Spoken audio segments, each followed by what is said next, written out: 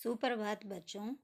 आज हम कक्षा 5वीं की हिंदी की पाठ्य पुस्तक वीणा का पाठ 9 न्याय पढ़ने जा रहे हैं, जो इस प्रकार है। ये पाठ एक अभिनय को दर्शा रहा है। इसमें एक अभिनय किया गया है जिसके पात्र हैं। यहाँ पर आपको पात्र परिचय दिया गया है। पात्र परिचय कि इसमें कौन कौन है। तो इसमें है सिद्धार्थ, कपिलवस्तु के राजकुमार। कपिलवस्तु एक जगह का नाम है। शुद्धोधन, कपिलवस्तु के महाराजा। सखा, सखा मतलब मित्र, सिद्धार्थ का मित्र। देवदत्त, सिद्धार्थ का चचेरा भाई। मंत्री, महाराजा का मंत्री। और प्रतिहारी। पहला दृश्य। पहले दृश्य में क्या बताया गया है? रंगमंच पर राज उद्यान का एक दृश्य। संध्या काल, यानी आपको संध्या काल का, शाम का समय दिखाया गया है। इसमें मंच पर लालिमा, लाल रंग की लाइट है। स्टेज पर किरणें चित्र बनाती हैं, पुष्प झूमते हैं। पुष्प मतलब फूल। दूर नेपथ्य में वन से लौटती गायों का स्वर उठता हुआ। पक्षी विदा का गान गाते हैं। उद्यान में इस समय कपिलवस्तु के राजकुमार सिद्धार्थ प्रसन्न मन एक वेदी पर बैठे हैं। पास ही उनका एक सखा है। सखा मतलब मित्र है। दोनों बातें कर रहे हैं। सिद्धार्थ, देखो मित्र, कैसा सुहावना समय है, कैसी शांति है। पक्षी लौट रहे हैं। वे अपने बच्चों से मिलने को व्याकुल हैं और गायें अपने बछड़ों को प्यार के लिए उतावली हो रही हैं। गायों के बछड़े बछियों के रंभाने के स्वर उठते हैं। रंभाना मतलब बोलना। सखा, हाँ राजकुमार, सुनो, बछड़े कैसे स्नेह से पुकार रहे हैं। भला कुमार, वे कैसे जानते हैं कि यह समय उनकी माँओं के घर लौटने का है। सिद्धार्थ, तुम्हारी बात तो ठीक है, पर मित्र देखो न, जब भोजन का समय होता है तो हमें अपने आप भूख लग जाती है। सखा, हाँ कुमार, यह बात तो है, सोने के वक्त नींद भी आ जाती है। सिद्धार्थ, ऐसा क्यों हो जाता है? मित्र, बड़े अचरज की बात है। अचरज मतलब आश्चर्य की बात है। सखा, अचरज तो है ही। देखो न, सूरज रोज सवेरे पूरब से निकलता है और शाम को पश्चिम में छिप जाता है। सिद्धार्थ, और गर्मी हर साल एक ही समय पर शुरू होती है। पानी भी हर साल नियत समय पर पड़ता है। ऐसा मालूम होता है कि हर वस्तु का एक स्वभाव निश्चित होता है। पक्षियों के उड़ने की फड़फड़ाहट। सखा ऊपर देखते हुए, हाँ शायद यही बात है। अरे अरे कुमार, ऊपर तो देखो, कैसे सुंदर पक्षी हैं। सिद्धार्थ ऊपर देखते हुए, अरे मित्र, ये तो राजहंस हैं। सखा, देखो इकट्ठे उड़ते हुए ये कैसे अच्छे लगते हैं। सिद्धार्थ, सचमुच अच्छे लगते हैं। इनकी गर्दन तो देखो कैसे आगे को निकली हुई है, जैसे हवा में तैर रहे हैं। सखा, और तुम क्या समझते हो कुमार? ये तैर तो रहे ही हैं। पानी पर चलना तैरना कहलाता है और हवा में चलना उड़ना। सिद्धार्थ हंसकर, सच मित्र, तुम तो बहुत बातें जानते हो। सखा हंसकर, पर तुमसे कम। गुरुजी कहते थे कि सिद्धार्थ पिछले जन्म में कोई योगी था। सिद्धार्थ अचरज से, अचरज मतलब आश्चर्य से, सच। सखा, सच। सिद्धार्थ ऊपर देखते देखते, अच्छी बात है, मैं गुरुजी से पूछूंगा योगी किसे कहते हैं। अरे मित्र देखो, यह क्या हुआ? सखा घबराकर, क्या हुआ कुमार? अरे यह किसने तीर चलाया? सिद्धार्थ उतावला, और उस पक्षी को देखो, वह किस तेजी से धरती पर गिर रहा है। सखा, उसी तरह वह घायल हो गया। उसकी चीख तो सुनो, और बाकी पक्षी कैसे प्राण लेकर भाग रहे हैं। हंस की चीख, उसका भूमि पर आते हुए दिखाई देना। सिद्धार्थ आगे बढ़ते हैं।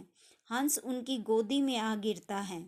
उसके शरीर में तीर लगा हुआ है और खून बह रहा है। कुमार करुणा से भरकर उसे संभालते हैं।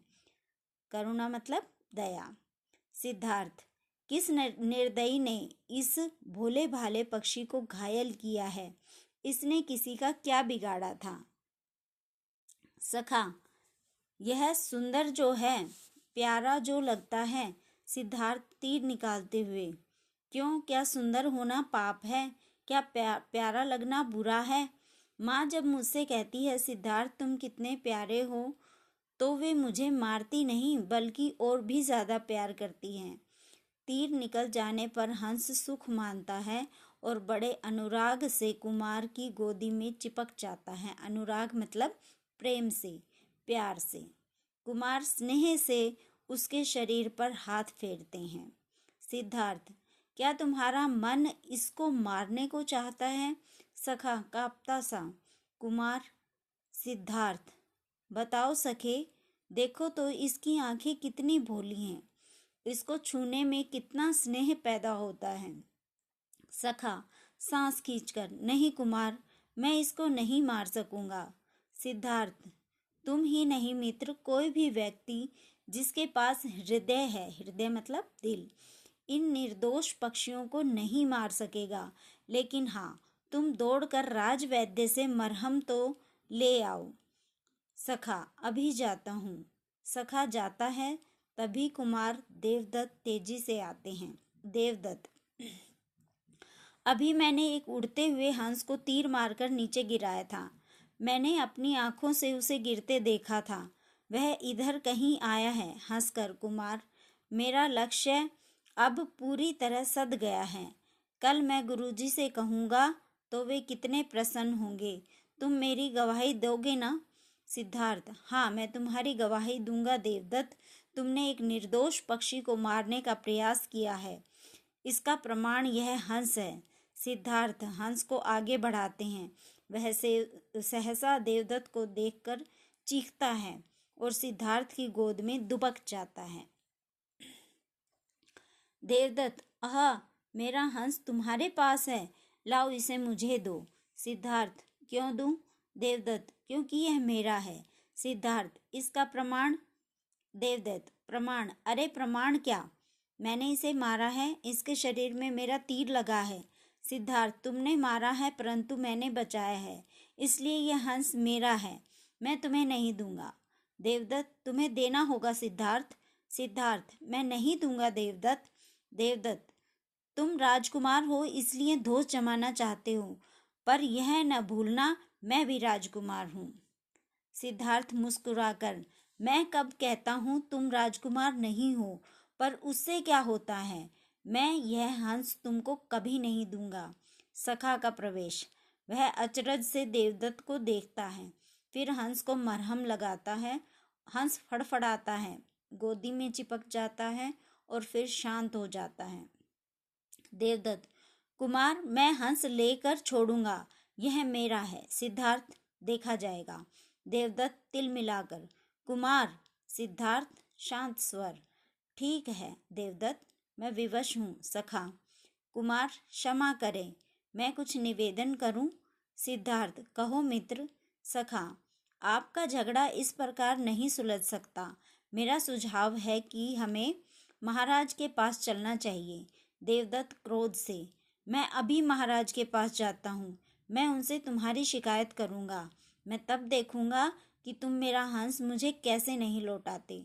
सिद्धार्थ, आओ मित्र, हम भी चलें, महाराज ही इसका निर्णय करेंगे। सखा, चलो कुमार। दोनों जाते हैं, पर्दा गिरता है। अब दूसरा दृश्य। मंच पर महाराज सुधोधन की सभा का दृश्य। मुख्यमंत्री अपने अपने आसन पर बैठे हैं। महाराज का आसन बहुत ऊंचा है। मंत्री इस समय कुछ निवेदन कर रहे हैं। इसी समय प्रतिहारी प्रवेश करता है। प्रणाम करके वह खड़ा हो जाता है। महाराज पूछते हैं, महाराज, क्या है प्रतिहारी? प्रतिहारी, महाराज की जय हो। राजकुमार देवदत्त आने की आज्ञा चाहते हैं। महाराज, इस समय आने दो। प्रतिहारी लौटता है।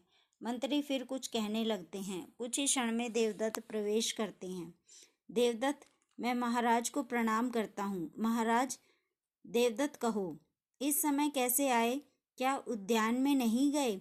देवदत्त, महाराज, मैं आपसे न्याय चाहता हूँ। राजकुमार मेरा हंस नहीं देते।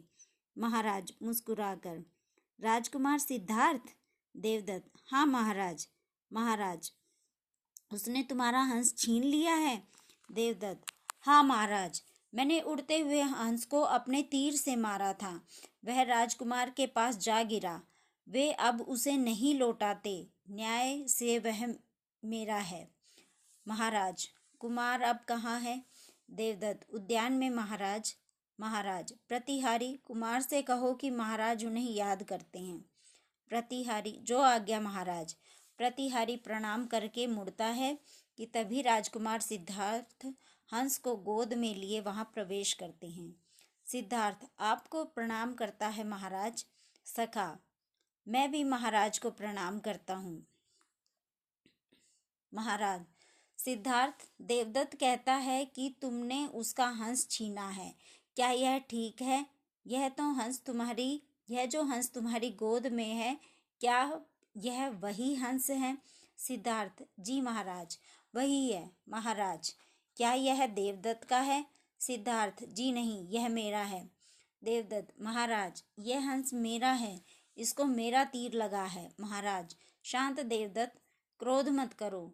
तुम कहते हो कि यह हंस तुम्हारा है क्योंकि तुमने इसका आखेट किया है। आखेट मतलब शिकार करना। देवदत्त, जी महाराज। महाराज, क्यों सिद्धार्थ? देवदत्त ठीक कहता है। सिद्धार्थ, जी महाराज, हंस का आखेट देवदत्त ने किया है। महाराज, तो फिर तुम कैसे कहते हो कि यह हंस तुम्हारा है? सिद्धार्थ, महाराज, देवदत्त ने हंस को मारा है, परंतु मैंने उसे बचाया है। बचाने वाला मारने वाले से बड़ा होता है। सभा में हर्ष ध्वनि। महाराज, पर सिद्धार्थ, वीर अपना आखेट नहीं छोड़ सकता। सिद्धार्थ, ठीक है महाराज, वीर अपना आखेट नहीं छोड़ सकता, परंतु वीर शरणागत को भी नहीं छोड़ सकता। हंस मेरी शरण में आ चुका है, मैं उसे नहीं लौटाऊंगा। सभा में फिर हर्ष उमड़ता है। राजकुमार शांत मन से हंस को सहलाते रहते हैं। महाराज की आंखों में स्नेहपूरित गर्व है। देवदत्त तिल मिलाता है। देवदत्त, महाराज, मैंने पहले हंस को मारा है, इसलिए वह मेरा है। सिद्धार्थ, पहले मारा था, तभी तो वह मेरी शरण में आया। बिना मारे वह मेरी शरण में कैसे आता? सब लोग स्तंभित होकर एक दूसरे को देखते हैं। महाराज, मंत्री जी, समस्या जटिल है। आप कुछ रास्ता सुझा सकते हैं? मंत्री, महाराज, समस्या बड़ी आसान है। मुझे आज्ञा दें तो मैं इसका निर्णय किए देता हूँ। महाराज हर्षित होकर, नेकी और पूछ पूछ। मंत्री जी, यही तो हम चाहते हैं। मंत्री, तो अभी देखिए महाराज। मुड़कर, कुमार देवदत्त, तुम कहते हो कि हंस तुम्हारा है। देवदत्त, जी हाँ, हंस मेरा है, मैंने उसे तीर मारकर गिराया है। मंत्री, ठीक है राजकुमार सिद्धार्थ, तुम कहते हो कि हंस तुम्हारा है। सिद्धार्थ, जी मंत्री जी, मैंने उसे बचाया है। मंत्री, ठीक है राजकुमार, तुम हंस को यहाँ इस आसन पर बैठा दो। सिद्धार्थ, जी बैठाता हूँ। राजकुमार आगे बढ़कर हंस को आसन पर बैठा देते हैं। हंस फड़फड़ाता है। राजकुमार उसे पुचकारते हैं। सिद्धार्थ, डरो नहीं मित्र, तुम्हें कोई कुछ नहीं कहेगा, मैं यही हूँ। पीछे हट जाते हैं। मंत्री, कुमार देवदत्त, हंस यहाँ आसन पर बैठा है, तुम इसे बुलाओ तो। सभा अचरज से भरकर देवदत्त को देखती है। वह आगे बढ़कर हंस को पुचकारता है। देवदत्त पुचकार कर, आओ मेरे पास आओ। पक्षी डर कर फड़फड़ाता और चीखता है। मंत्री, कुमार देवदत्त, हंस तुम्हारे पास नहीं आना चाहता। राजकुमार सिद्धार्थ, अब तुम्हारी बारी है, तुम बुलाओ। देवदत्त मुंह लटकाए पीछे हटते हैं और सिद्धार्थ आगे बढ़ते हैं। सभा स्तंभित है। सिद्धार्थ प्यार से, आओ मित्र, मेरी गोद में आ जाओ। सिद्धार्थ के कंठ से स्नेहपूरित शब्द निकलते ही हंस एकदम उड़कर उनकी गोद में आ चिपकता है। महाराज के नेत्र सजल हो जाते हैं। सजल मतलब उनकी आंखों में पानी आ जाता है। मंत्री गंभीर स्वर में कहते हैं। मंत्री, देखिए महाराज, पक्षी ने अपने आप इस प्रश्न का निर्णय कर लिया। वह राजकुमार सिद्धार्थ के पास रहना चाहता है, वह उन्हीं को मिले। महाराज, मंत्रीवर, हमें तुम्हारा निर्णय स्वीकार है। हम आज्ञा देते हैं कि हंस राजकुमार सिद्धार्थ के पास रहे। सभा हर्ष और उल्लास से जय जयकार करती है। राजकुमार सिद्धार्थ प्रेम से हंस को छाती से चिपकाते हैं। देवदत्त गर्दन झुका लेता है। महाराज और मंत्री हर्ष से मुस्कुराते हैं। पर्दा धीरे धीरे गिरने लगता है। राजकुमार जाते दिखाई देते हैं। हंस उनकी गोद में ऐसे चिपका है जैसे बच्चा माँ की गोद में चिपक जाता है। पर्दा पूरा गिर जाता है।